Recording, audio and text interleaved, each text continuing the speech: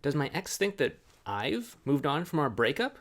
My name is Clay. That's what we're going to be talking about in this video. But first, welcome to Modern Love, where we help you get the great, loving relationship that you're looking for without having to play mind games, without having to play hard to get, and without having to pretend to be someone or something that you're not, because you deserve to be loved for the unique, amazing, and wonderful person that you are. And if you agree with me, do me a favor by hitting that thumbs up button or by subscribing to this channel down below if you're not already subscribed.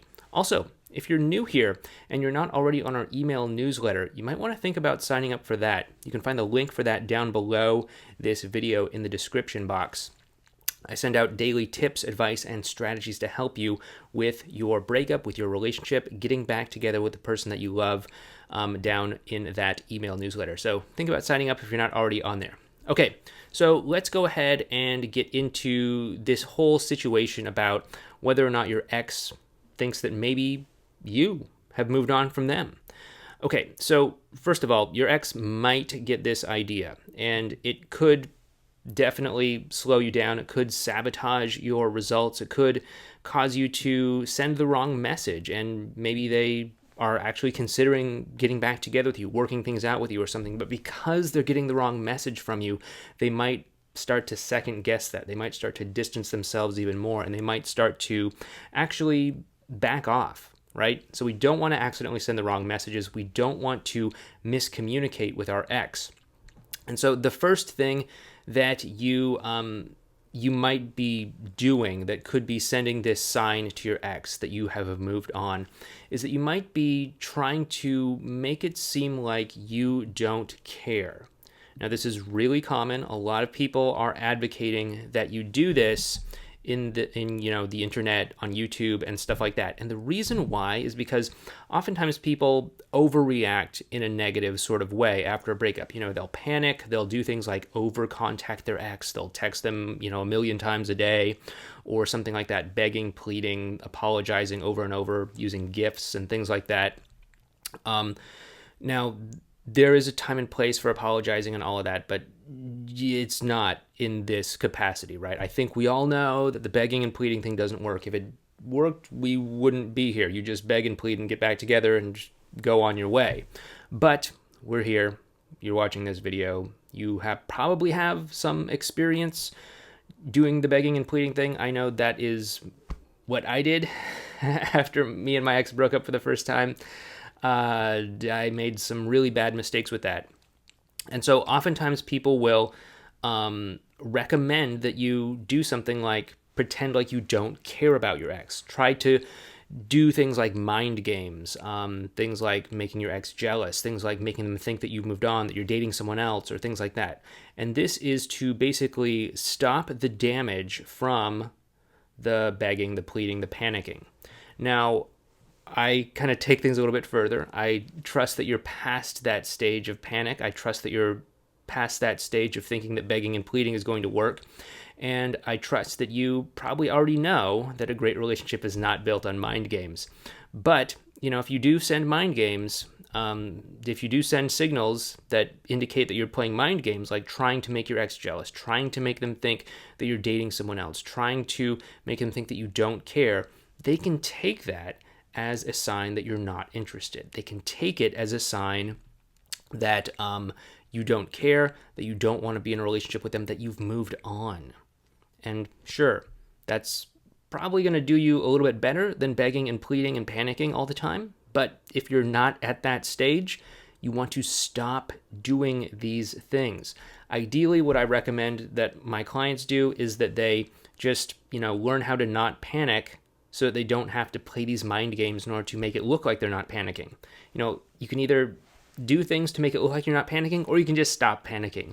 I like to work with people through their emotions, through their mindset, through things that they might be inadvertently doing or thinking that are causing them to slip into this, what we call damage control mode, panic phase. And we get them to stop doing those things, and then we get them to actually interact with their exes in a way that actually makes them want to connect more and all that stuff without the mind games, without all that stuff, right? You heard the intro of this video. Okay, the second thing that people do that makes their ex think that they have moved on is what's called posturing. Now, posturing is basically trying to put up a front, put up an image of a certain kind of way that you're feeling or a way that you are being. And there's nothing wrong with actually feeling or being something, but if you're pretending to be something other than what you are actually feeling or being or experiencing, then that is posturing, right? You're basically saying like, okay, there are certain emotions that I'm feeling, heartache, sadness, panic, insecurity, anxiety, etc. These are bad emotions. I need to cut them off of me and remove them so that I can be this strong, invincible, impenetrable person, right? But that is not very helpful because, first of all, nobody wants to be in a relationship with a statue. Nobody wants to be in a relationship with a one-sided, one-dimensional person. Yeah, again, that's probably going to do you better than panicking, calling your ex a billion times a day or anything like that. But is it the best thing you can do? Not by a long shot. We want to be in relationships with people who are fully expressed, who have the whole human spectrum of emotions, whether that be sadness, whether that be joy, whether that be insecurity, whether that be fear, whether that be anxiety. We want to have interactions with people that have that full human experience. And so you don't want to posture, you don't want to constrict yourself into some form of, tough act kind of person, or even like another flavor of this is actually the person who's always happy.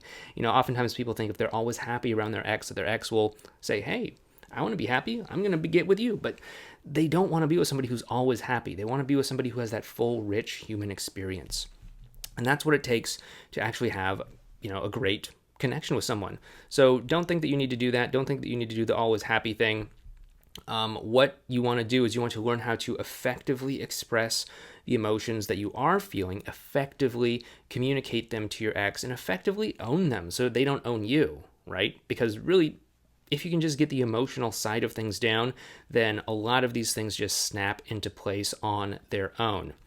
And the third sign that your ex might think that you have moved on is if you're trying to make it seem like your life is 100% put together and perfect. Okay, now, granted, I'm all for getting yourself in order, right? I'm all for getting your stuff in order. We should always be striving towards living a great, wonderful life, whatever that means for us. And it's absolutely wonderful and great if your breakup was a wake-up call, if it got you to turn on the light and say, okay, there are certain things in my life that maybe haven't been very helpful, that maybe haven't been working out, that maybe haven't been in alignment with what I really want for myself, what I really want for my life, what I really want for my vision.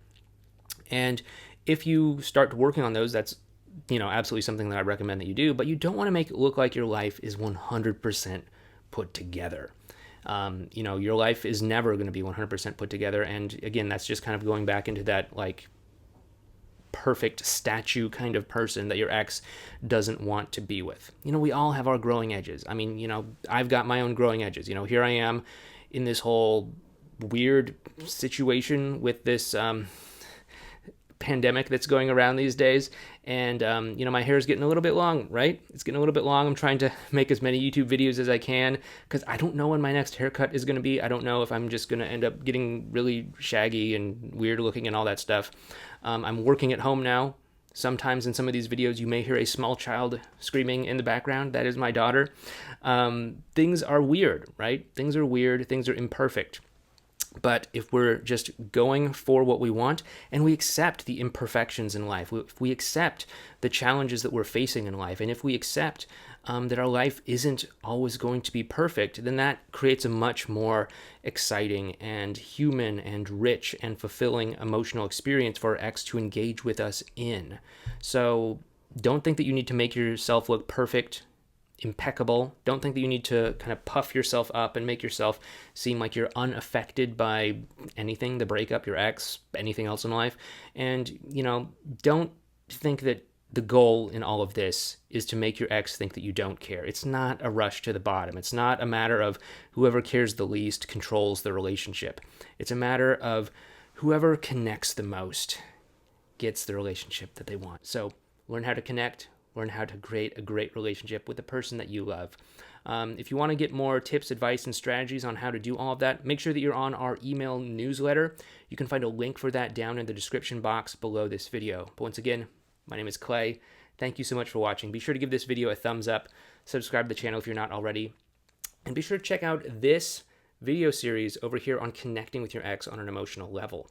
Or you might want to check out this series over here. But thank you so much. I'll talk to you next time. Please take care. Please stay safe. Please stay healthy.